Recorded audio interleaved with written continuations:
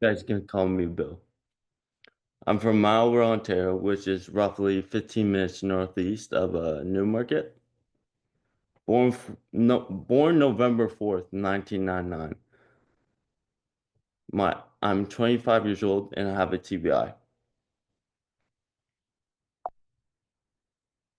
Yeah, switch. Okay. I'd like to share my full story with you guys, which does include some sensitive photos of my journey, so warning. Born with a unilateral cleft lip and palate, I was already quite familiar with the hospital setting. St. Kitts Hospital in Toronto was my second home until I reached 18 years of age.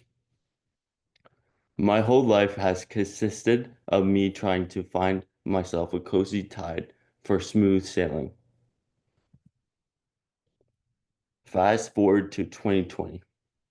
During the pandemic, I had got my first dog. His name is Deeks. I started my education once again after a few years to become a child youth care practitioner and handling all kinds of different responsibilities. Also, getting my full G license. I had my G license for maybe a week, then bam, life came in with a big swing. On December 11th, 2021, my dog and I were in a very bad car accident, thus resulting in my traumatic brain injury. Deeks and I were heading to my girlfriend at the time's house in Guelph, Ontario. There was a power outage during this time, taking out a good fraction of Ontario. Me being the dum-dum and all, I decided to take the back roads to Guelph instead of taking the freeways. My dog and I were on Side Road 17 and Trafalgar Road. I had ran a stop sign. I didn't even see the stop sign because the sun was in my face and the power outage was involved. The sun was low enough so the sun blocker had no effect. It had one job. I went through the intersection with no care in the world. I got slammed by a pickup truck going southbound on my passenger side. Deeks wasn't hurt in the car, thank God, but was scared. The rear window was smashed open, so he ultimately fled the scene. No one could find him until he came back to the crash scene 51 hours later. It was definitely it was perfect timing because my buddy went back to the scene of the crash and was trying to find Deeks. Deeks recognized his voice and face, so he ran to my buddy's car.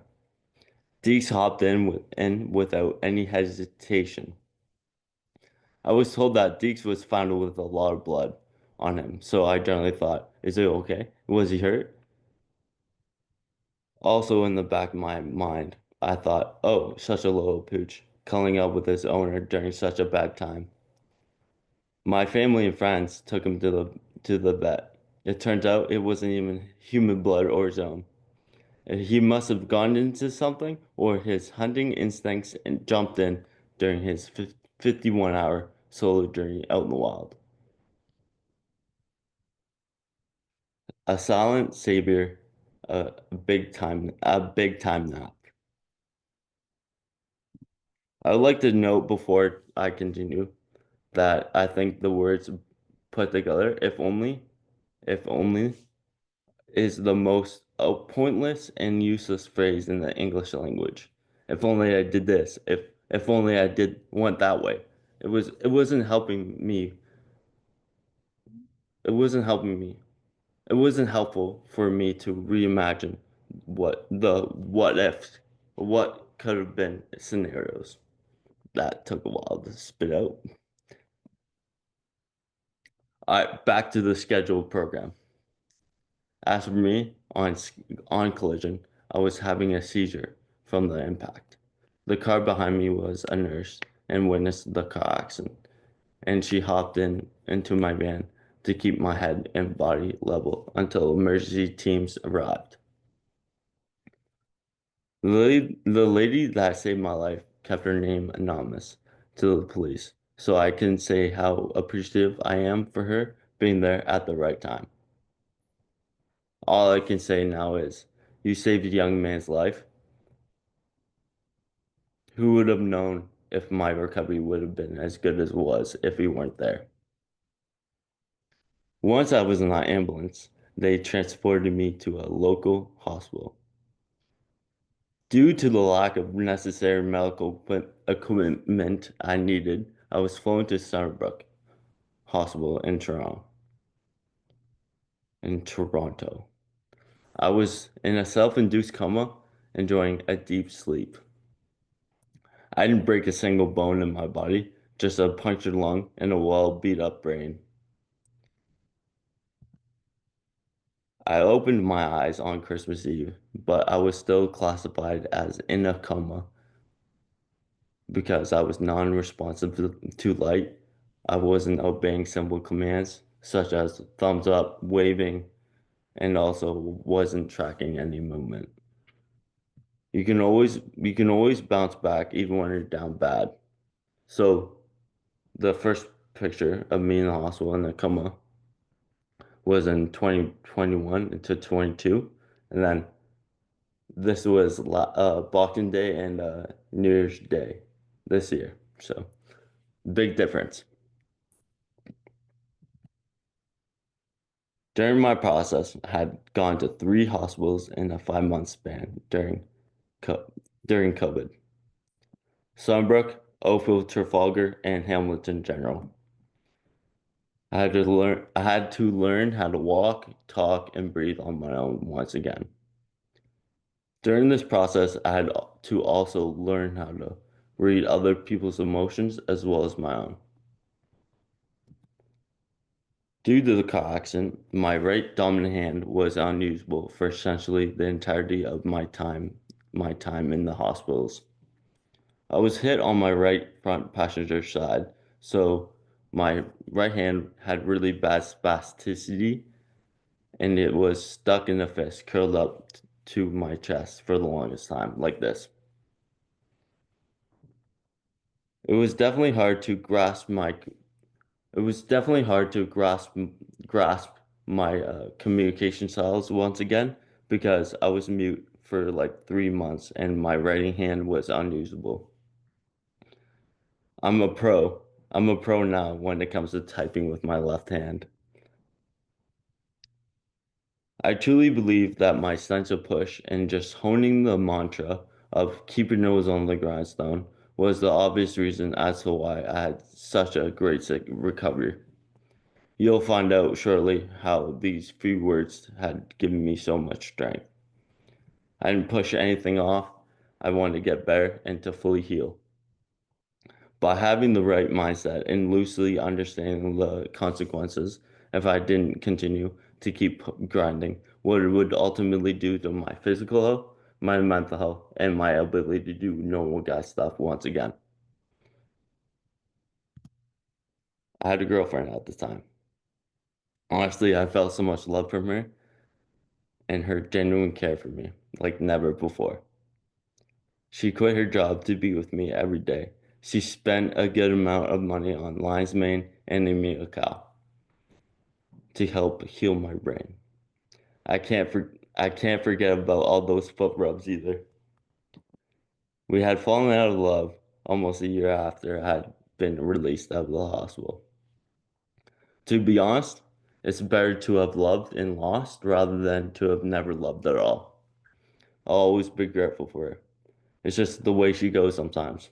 SOKS, Spanish for it is what it is. Nearing the end of a COVID outbreak, I was fortunate enough to have many people come and visit me during different stages of healing, whether in person or on FaceTime.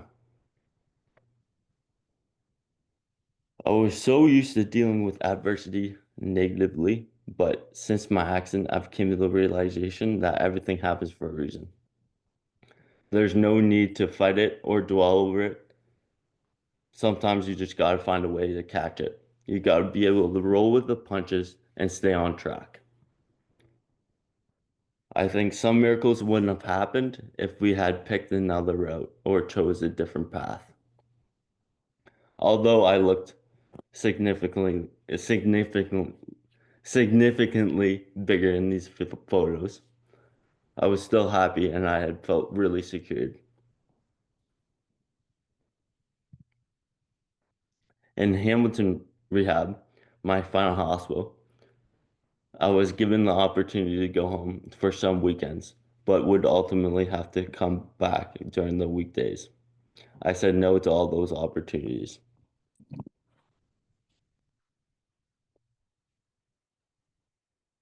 Sorry about that. I would always say passionately to my inpatient rehab health team, my first exit will be my last exit. Or I would say, when I'm gone, I'm gone. I personally thought yes, getting a feel for home once again during your healing process is important, and to see what needs to be done or redid in your household is a very major, like a ramp to your front porch if you're immobile, or a new bedroom on the main floor to avoid stairs entirely. It's important and good for you to get out and be in the world once again. You have to try to enjoy yourself while with family and friends outside the hospital. But at the same time, I saw this as a big tease. So I just stayed my course in the hospital scene until I was finally released. May 11th, 2022, exactly 5 months after my accident. This was my homecoming crowd. It's definitely unfortunate, but I don't talk to or stay in touch with at least 95% of the people in this photo. I had become a child when it came to drinking alcohol once again. I think from my accident while consuming alcohol again, it was the reason I was put on a blacklist. Friends started to Friends started to disperse, or we had just gone to the end of our trail of friendship. It's definitely tough to lose supportive people during your healing process of truly healing. So I'd like to give advice to a post-hospital Bill. I would say to them, work it out, don't burn bridges so fast.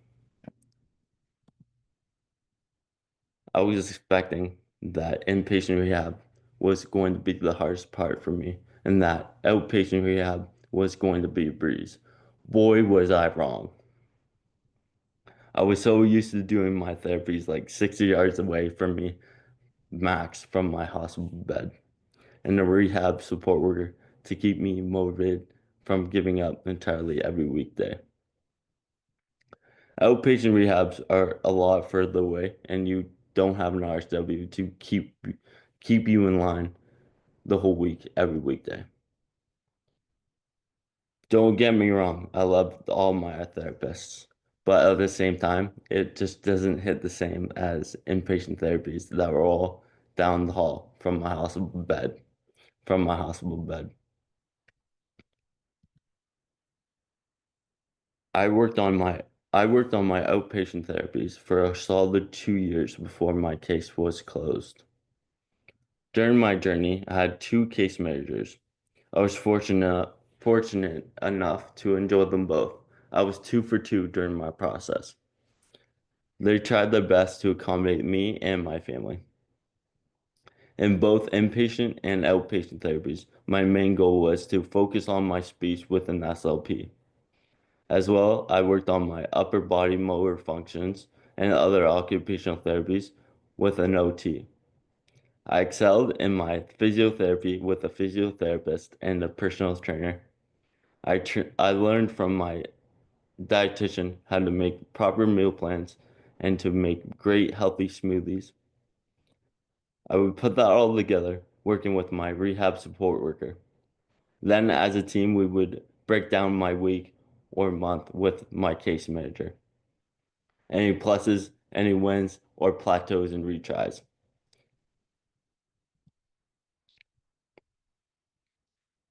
Okay. This video I'm about to show you shows a little bit of my progress after a year to perfect my walking form.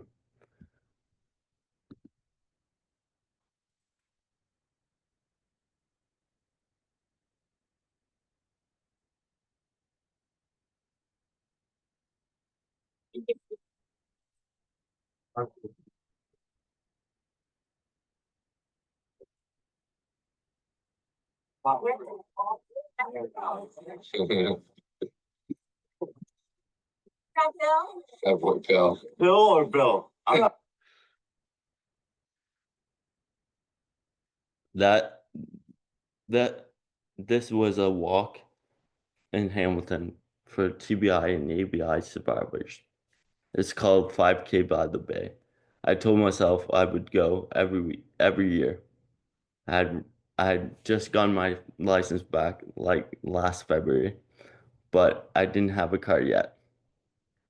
So I missed last year's 5K by the Bay and walk and run for brain injury awareness.